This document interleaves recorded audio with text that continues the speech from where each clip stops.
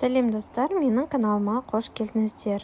Бүгін сіздермен икраны қуыратын боламыз. Бізде жарты кесе икра шыққан болатын, 7 карась балығының икрасы.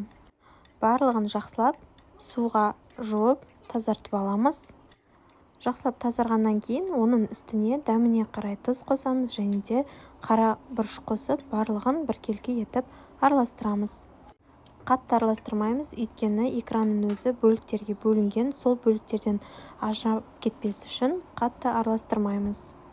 Дайын болған икраны енді ұнға батырамыз, ұн барлық жеріне тиюі қажет. Икраның барлық бөліктерін видеода көрсетілгендей етіп ұнға батырып шығамыз. Одан кейін оны қызып тұрған майға салып қуырып аламыз. Беті қызарып пісуі қажет.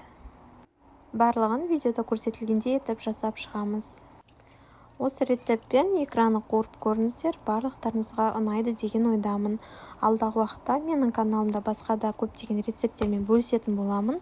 Менің каналымды жоғалтып алмас үшін менің каналыма тіркеліп кетуді ұмытпаңыздар. Дайын болған икрамыз бізде осындай болып шығады, түрі чикенге ұқсайды.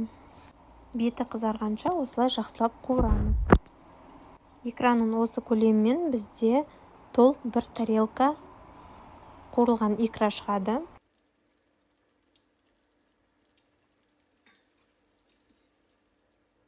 Икраны ұнға батырған кезде маған қолмен ыңғайлы болғандықтан мен қолмен жасап жатырмын. Сіздерге вилка немесе қасықтың көмегі қажет болса, сонымен пайдалансаңыздар болады.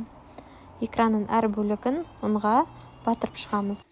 Немесе салафанға ұнды салып, әр икраны сол салафанның ішінде аунатып шықсаңыздар болады. Сол әдісте өте ыңғайлы. Піскен икраларымыздың ортасы дәл осындай болып шығады. Сіздерге осы рецепт ұнаса және де рецепт бойынша сұрақтарыңыз болса, комментарий жаза кетсеңіздер болады.